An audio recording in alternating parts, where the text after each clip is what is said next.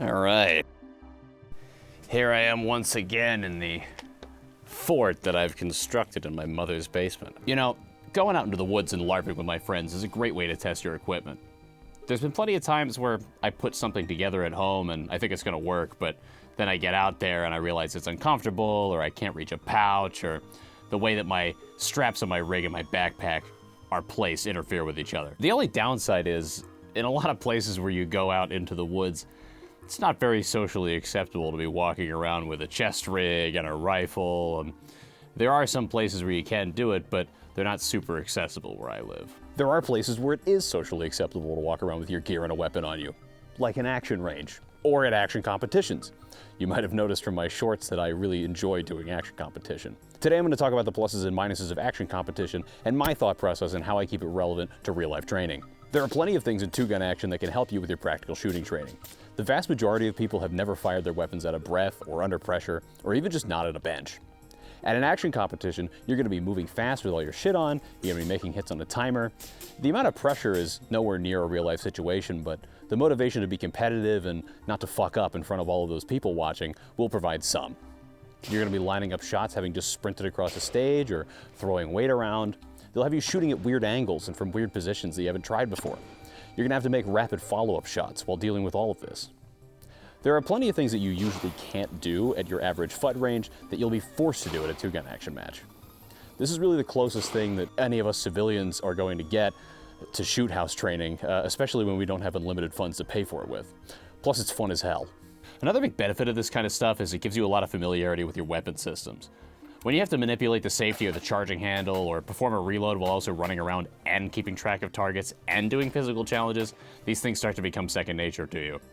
I see the very good advice often that safety manipulation should happen naturally, that you shouldn't even have to think about it. I've reached that point personally because of action shooting. You don't have the time or the bandwidth to be thinking about your safety manipulation, and so you just kind of learn how to do it without having to think about it. I'll include some before and after clips showing some reloads and some follow-up shots here just to give you an idea of how much I've improved in just the last 2 years of competing. I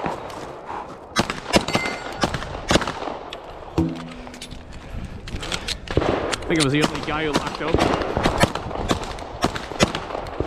Another thing active shooting does is get you thinking about the status of your weapon at all times. You're considering whether it's loaded, whether the chamber's empty, and especially which direction it's pointed as you're trying to be safe around other people at the range. And I think that there are some training scars that might come with this, but I'll talk about that later in the video. I do think it's largely good, though. The biggest disadvantage two-gun happens when you focus a little bit too much on the sport aspect of it. Oftentimes, stages can be gamed or rely heavily on stage planning, and obviously in a real-life situation, you're not going to know exactly where the threats are ahead of time or in what order you're supposed to engage them in. There's never going to be a situation where skipping over a target or hitting a no-shoot will be worth the hit to your score. These parts of the sport are not relevant to your preparedness. Don't get me wrong, two-gun is really fun for the sporting aspect of it, and I really enjoy that part, but it shouldn't be your focus if this is the kind of thing you're trying to get ready for. Prioritize good training over winning. I'm also concerned about what training scars I might have from the way you're expected to handle a firearm at a competition. I always joke that if I'm ever in a firefight, I'll be strafing around like this the whole time. But for real, I do worry that there are some weird habits that may carry over into real life. Like the fact that administrative reloads are almost never a part of a stage. I just shoot till empty and then dump the mag. Speaking of reloads, competitions often make it ideal to reload while moving so that you are being more efficient with your time. In real life, you really want to prioritize getting to cover before performing a reload if possible, lest you get caught lacking while moving around. With poorly designed stages, you also tend to practice skills that are not very relevant to real situations, in my opinion. You see a lot of clearing weapons on the clock, which also gives me safety concerns, but aside from that, I don't really need to know how to make my weapon safe quickly. It's just not a practical skill. Similarly, I've shot many stages where you switch from pistol to rifle. This is almost the most common way that stages are designed, and that really confuses me. The pistol's my backup. Why would I ever be relying on that first? I guess I can think of some situations where that might come up, but at that stage I'm in such deep shit that I don't think I'll ever be really prepared for it.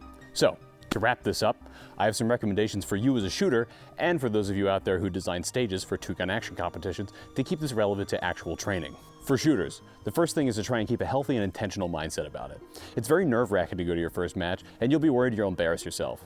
Try to think about it this way. If you show up and you place dead last, you are still better than 99.9% of gun owners who pull up to a bench every few months and pop a few rounds off. You're seriously improving, and that is all that matters. Bring a couple friends if you can to make you less nervous, but even then, I don't think I've ever met a single mean person at one of these matches. I know that's pretty easy for me to say with who I am and what I look like, but this goes the same for my friends as well. We show up with a squad full of folks who are not hiding their queerness or their political leanings that you would think would be frowned upon in that kind of environment, and no one has ever bothered us about it. Turns out people are a lot less mean in public than they are on the internet. Most people will be trying to help you out and encouraging you to get better. And even if you run into someone who is truly an asshole, people are a lot less interested in coming up and talking shit when you're holding an AR-15. I get a lot of comments from people saying, damn, I wish I had something like this near me. And yeah, I used to say the same thing. But then I discovered there's actually a pretty strong action shooting scene where I live that I didn't even know about. Have you actually looked for it? Here's what you should do to find out. Go to practicecore.com and look for matches in your area. You can start by just searching for the word two gun and go from there. Don't bother using the categories, nobody uses them right anyway.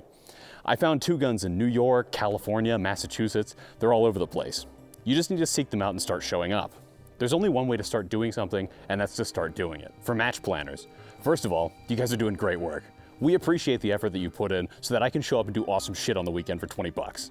I have some recommendations for how to keep it focused on real skill training, if that is the purpose of your match. Keep doing the physical challenges with the shooting if you already do so.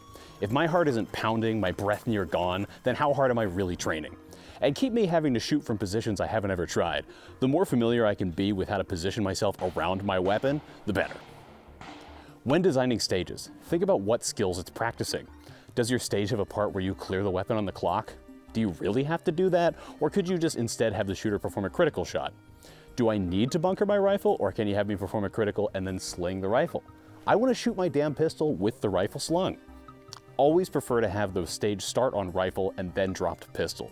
That is the most likely order of operations in a real situation, and so that's probably what should be practiced. As often as you can, see if you can work in moving targets. Even better if they are targets which don't repeat their motion. Better still if you have a limited time to shoot them. We're practicing dynamic shooting, and we're not going to be the only dynamic shooter if we ever find ourselves on a two-way range. Hopefully not. Keep designing stages in ways that make it beneficial to or require you to shoot while moving or to run to cover before firing a shot. These are good habits for us to develop and to train on. Finally, see if you can design a stage where it is beneficial or perhaps required to perform an administrative reload. This is a skill I have practically zero time with outside of my own training, and I suck at it as a result. I would love to see it more in matches. I don't tend to retain mags, I just pull the trigger till it locks open. Thanks for listening to my ramblings on competition shooting. If you're a competitor, please let me know how you keep your competition shooting relevant to your training, or if you have anything you'd like to see in more action competitions. If you're a stage designer, let me know what you think of my recommendations, and check out what other people are saying for your future stage designs. Peace.